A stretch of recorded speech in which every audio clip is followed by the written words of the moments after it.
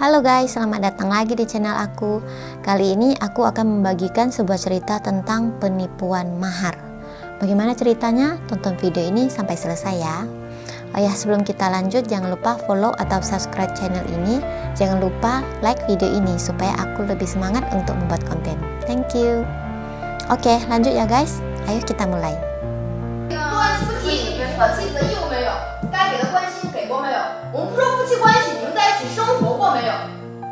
没有共同生活，我并不是婚前，我婚前说的很清楚了，我性格不会变。 Kedua pihak yang lagi bertengkar sekarang adalah pasangan yang baru nikah 2 hari dan belum juga malam pertama, tapi udah akan berhadapan di pengadilan. Satu cowok ganteng dari desa, satu cewek yang katanya dosen universitas. Pasangan baru menikah ini sekarang lagi ribut soal masalah mahar. Jadi ini sebenarnya penipuan pernikahan yang memalukan atau ada motif lain di balik ini? Apa yang sebenarnya terjadi di antara pasangan muda ini?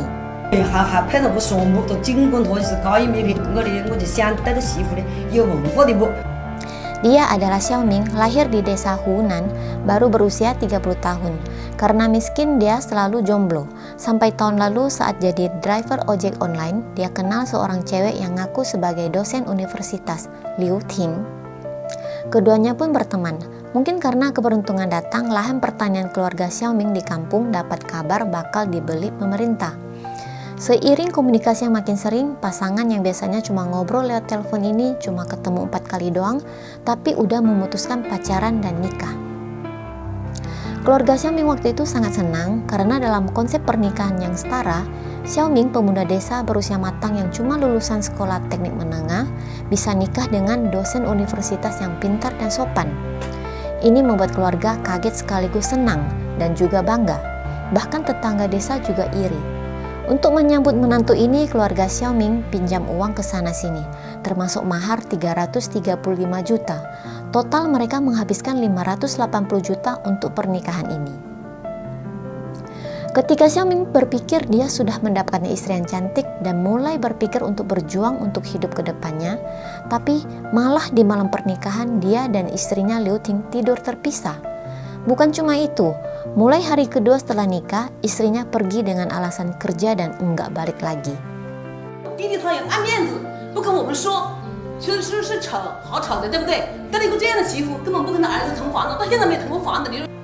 Xiaoming mencoba telepon tapi tidak digubris, sampai akhirnya dia malah diblokir sama istrinya di kontak. Sejak saat itu, pernikahan yang dulu dibanggakan keluarga Xiao ini belum sampai 48 jam sudah menghadapi kehancuran. Akhirnya Xiaoming yang kehabisan akal menghubungi wartawan dan berharap agar bisa dibantu oleh pihak ketiga. Xiaoming membawa wartawan ke sekolah tempat istri Liu Ting kerja. Tapi setelah tanya-tanya di kampus, ternyata tidak ada yang kenal dengan yang namanya Liu Ting.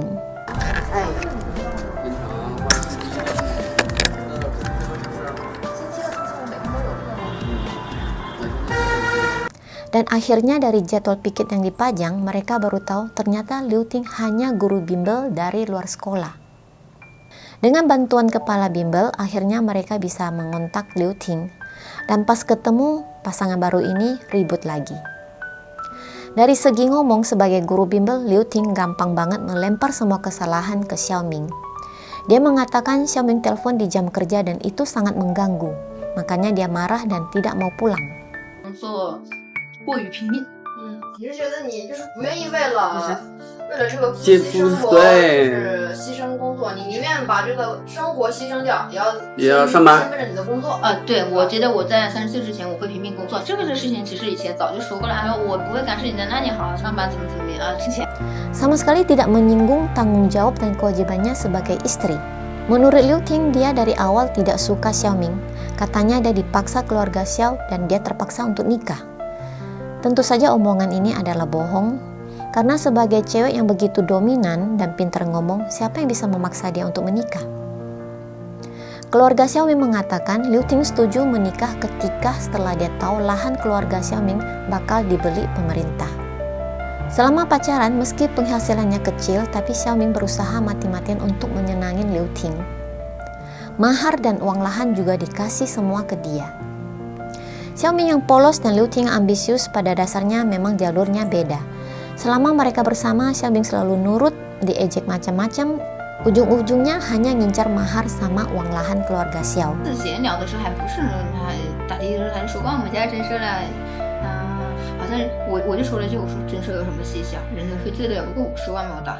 因为我对这种事情没概念，我也不关心征收这个事情。说实话，我的性格就是该得的我得，不是我的我也不要。